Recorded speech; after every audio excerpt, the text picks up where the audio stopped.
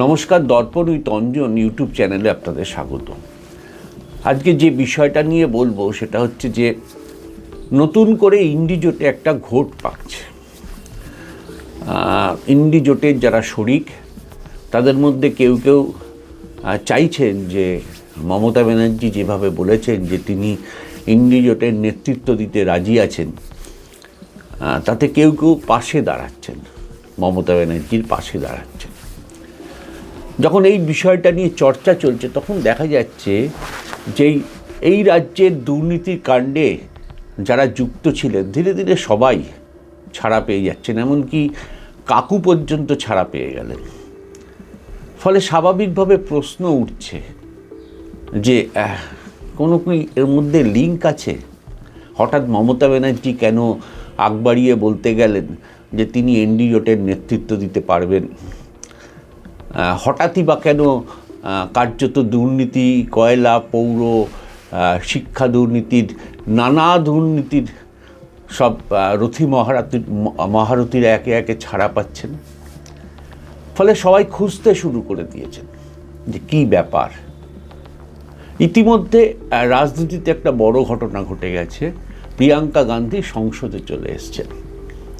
আমরা গতবারে দেখেছি যে রাহুল গান্ধীকে কত রকমভাবে হেনস্থা করা যায় নরেন্দ্র মোদী সরকার করেছিলেন।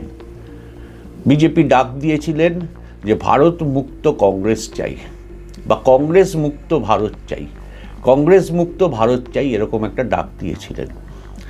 কিন্তু এবারের নির্বাচন দেখা গেল কংগ্রেস তার থেকে অনেক বেশি আসন পেল, কংগ্রেস মুক্ত ভারত হলো না।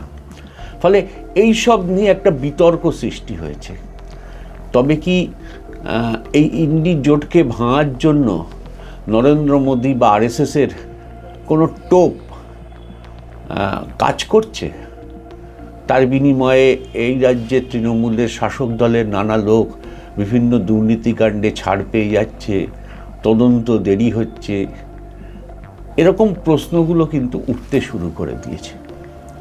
মানে এক কথায় যদি সহজভাবে বলেন যে দিদি মোদি গটাপের যে চিত্র বহুদিন ধরে চলে আসছে এই রাজ্যের, বিশেষ করে বামপন্থীরা বলে, তার টুকরো টুকরো কিছু অংশ কিন্তু বারবার এবার দেখা যাচ্ছে। এটাই কি দিদি মোদি জোটের একটা অন্যতম ফর্মুলা হচ্ছে যে যদি ইন্ডি জোট ভাঙতে পারো তাহলে সেক্ষেত্রে অপরাধী বা সিবিআই, ইডি, ইনকাম ট্যাক্স যাদের গ্রেপ্তার করেছেন ধীরে ধীরে তারা জামিন পাবেন? এরকম কোনো শর্তের বিনিময়ে কি এই ধরনের কোনো খেলা চলছে রাজনীতিতে? এই প্রশ্ন কিন্তু মানুষের মধ্যে উঠতে শুরু করে দিয়েছে, বিশেষ করে প্রিয়াঙ্কা গান্ধী আসার পর থেকে। কারণ প্রিয়াঙ্কার মধ্যে মানুষ কেউ কেউ ইন্দিরা গান্ধীকে নাকি খুঁজে পাচ্ছেন, ইন্দিরা গান্ধীকে নাকি খুঁজে পাচ্ছেন। রাহুল গান্ধী এবং প্রিয়াঙ্কা গান্ধীর এই কম্বিনেশন সংসদের ক্ষেত্রে বা আগামী দিনের ক্ষেত্রে ভারতবর্ষের রাজনীতিকে কি অন্যদিকে নিয়ে যাবে? এরকম কি ঘটতে পারে যে বিজেপি সত্যি এই দুই জুটি রাহুল গান্ধী এবং প্রিয়াঙ্কা গান্ধীর সঙ্গে রাজনীতিগতভাবে পেরে উঠতে পারবে না, বা দেশের মানুষ নতুন করে কংগ্রেসের প্রতি আস্থা রাখবে প্রিয়াঙ্কা এবং রাহুলকে সামনে রেখে? এরকম অজস্র প্রশ্ন আসছে। প্রশ্নের উত্তর তো ভবিষ্যৎ বলবে, কিন্তু প্রশ্নের উত্তরের আগে এরাজ্যের এই দেশের শাসক দল যে পদ্ধতি শুরু করেছেন তাতে কি মনে হচ্ছে যে তারা ভয় পাচ্ছে? প্রিয়াঙ্কা রাহুল জুটিকে তারা ভয় পাচ্ছে? তারা মনে করছেন যে এটা গোটা দেশের ক্ষেত্রে একটা কংগ্রেসের পালে হাওয়া টানতে বিরাট ভূমিকা নেবে? এরকম অজস্র রাজনীতিতে প্রশ্ন উঠছে। আগেই বলেছি, কোনো প্রশ্নের কোনো মীমাংসা নেই বা কোনো উত্তর নেই, ভবিষ্যৎ উত্তর দেবে। কিন্তু রাজনীতিতে বিভিন্ন সময় বিভিন্ন চাল অনেক সময় দেখে বোঝা যায় যে রাজনীতি কোন খাতে বইছে। সেরকমই একটি চাল হঠাৎ করে শোনা গেল মমতা ব্যানার্জিকে কেন্দ্র করে, যিনি পশ্চিমবঙ্গের মধ্যে সীমাবদ্ধ, অন্য রাজ্যে বারবার নির্বাচনে অংশগ্রহণ করেছেন, গোয়া থেকে শুরু করে, আসাম থেকে শুরু করে, ত্রিপুরা থেকে শুরু করে, কোনোটাতেই কোনো আসন দখল করেননি। তিনি কি করে গোটা দেশের নেতৃত্ব দেবেন? এই প্রশ্ন ইন্ডি জোটের মধ্যে তুলতে শুরু করেছেন। ফলে সব মিলিয়ে ভারতবর্ষের রাজনীতিতে কিন্তু একটা মানে নতুন একটা জট, নতুন একটা দিকের নির্দেশ করছে। আরএসএস বুঝতে পারছে যে প্রিয়াঙ্কা গান্ধী তাদের কাছে সহজ হবে না। ভারতবর্ষের মানুষ প্রিয়াঙ্কা গান্ধীকে গ্রহণ করে ফেলবে। ভারতবর্ষের মানুষ প্রিয়াঙ্কা গান্ধীর মধ্যে একটা ইন্দিরা গান্ধী গোছের বিষয় দেখতে পাচ্ছেন, এবং এদেশের নারী, বিশেষ করে এদেশের নারীরা সেই ইন্দিরা গান্ধীর রূপটাকে সামনে রেখে প্রিয়াঙ্কা গান্ধী, রাহুল গান্ধীর নেতৃত্বে কংগ্রেসকে নতুন করে শক্তি যোগাবে। এরকম ভাবতে শুরু করেছে কি আরএসএস? এরকম ভাবতে শুরু করেছে কি বিজেপি, নরেন্দ্র মোদী, অমিত শাহরা? তাই জন্যই কি ভেতর থেকে খেলা শুরু হয়েছে ইন্ডি জোটকে ভেঙে দেওয়ার জন্য? এই প্রশ্ন কিন্তু উঠতে শুরু করেছে। এখন এর শর্ত কি আছে এ তো বলা কঠিন, কিন্তু আমরা যারা পশ্চিমবঙ্গের মানুষ, আমরা কিন্তু অবাক হচ্ছি। নারদার এখনও কোনো ফয়সালা হয়নি। 2014 সাল থেকে চলছে তদন্তের গতি কোন দিকে কেউ জানে না। শিক্ষা দুর্নীতি, পার্থ চ্যাটার্জি ছাড়া অলমোস্ট সমস্ত বড় মাথারা প্রায় ছাড়া পেয়ে যাচ্ছেন। রেশন দুর্নীতি, রেশন মন্ত্রী ছাড়া ধীরে ধীরে ছাড়া পাচ্ছেন। পৌর দুর্নীতি, বহু বাড়ি, এ রাজ্যের মন্ত্রীদের বাড়িতে সিবিআই ইডি রেড করলো, তারপর সব চুপচাপ। সর্বশেষে কাকু ছাড়া পেয়ে গেলেন, লিপস অ্যান্ড বাউন্সের কাকু ছাড়া পেয়ে গেলেন। ফলে মানুষের মধ্যে প্রশ্ন উঠছে, আন্ডারগ্রাউন্ড বা গোপন শর্ত হচ্ছে কি যে এইভাবে যদি জোট ভাঙা যায় তাহলে সেক্ষেত্রে এদেরকে ছেড়ে দেওয়া হবে? বা এরকম হচ্ছে কি ব্যাপারটা যে কংগ্রেসকে ভাঙতে নরেন্দ্র মোদী, অমিত শাহ, আরএসএস প্রধানরা রাস্তায় নেমে পড়েছেন? মমতা ব্যানার্জি তাদের তুরুপের তাস। একসময় তো আরএসএসই বলেছিল মমতা ব্যানার্জি দুর্গা হিসাবে তাকে অভিহিত করেছিলেন। মমতা ব্যানার্জিকে তুরুপের তাস করছে, তার বিনিময়ে এই ধরনের ছাড় তারা দিচ্ছেন। দুর্নীতির ক্ষেত্রে তদন্তকে ঢিলে করে দিচ্ছেন, দুর্নীতির ক্ষেত্রে বেশ কিছু ব্যক্তিকে ছেড়ে দিচ্ছেন। প্রশ্নগুলো কিন্তু মানুষের মধ্যে উঠছে।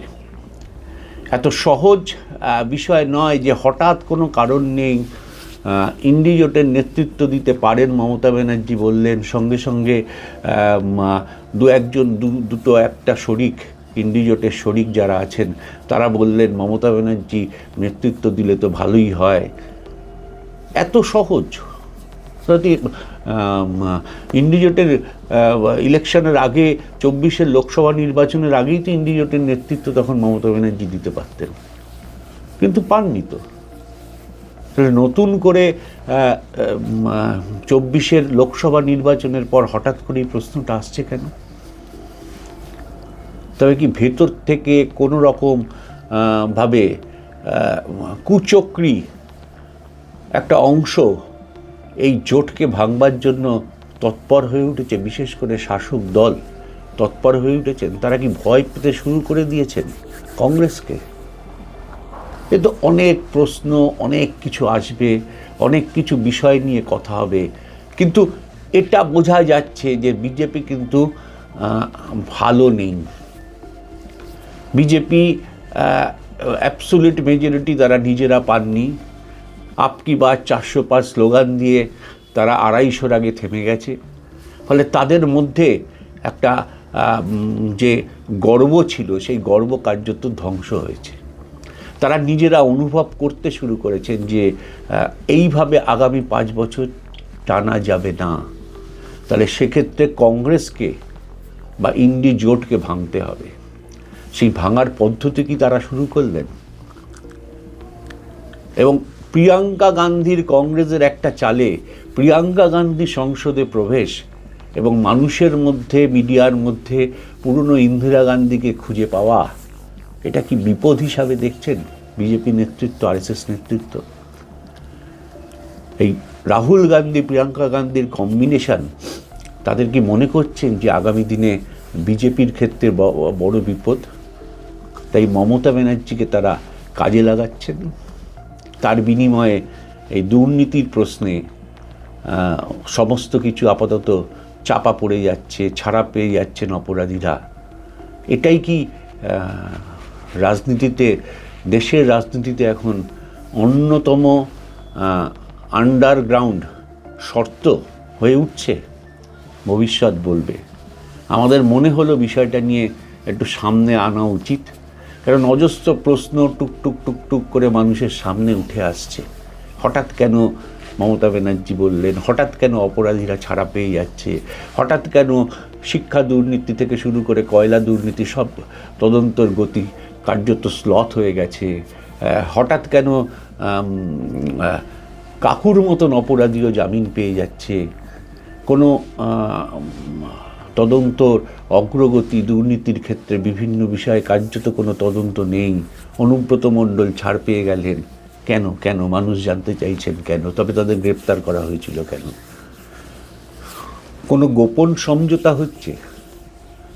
আগামী দিন এই প্রশ্নের উত্তর আগামী দিন দেবে। কিন্তু মনে হলো যে রাজনীতির আঙিনায় গোটা দেশের সামনে একটা রাজনৈতিক ঘটনাকে কেন্দ্র করে যেভাবে হঠাৎ করে বিভিন্ন বিষয়ে আলোচনা চলছে, প্রিয়াঙ্কা গান্ধী সংসদে প্রবেশ করার পর যেন অনেকে ভয় পেয়ে যাচ্ছেন, মনে হচ্ছে যেন বিজেপি বা অন্যরা ভয় পেয়ে যাচ্ছেন। দেখা যাক আগামী দিন এর উত্তর দেবে। আমরা শুধু বিষয়টাকে সামনে নিয়ে আসলাম। আজকের এপিসোড এইটুকুই, পরের এপিসোডে আসছি অন্য বিষয় নিয়ে। ধন্যবাদ।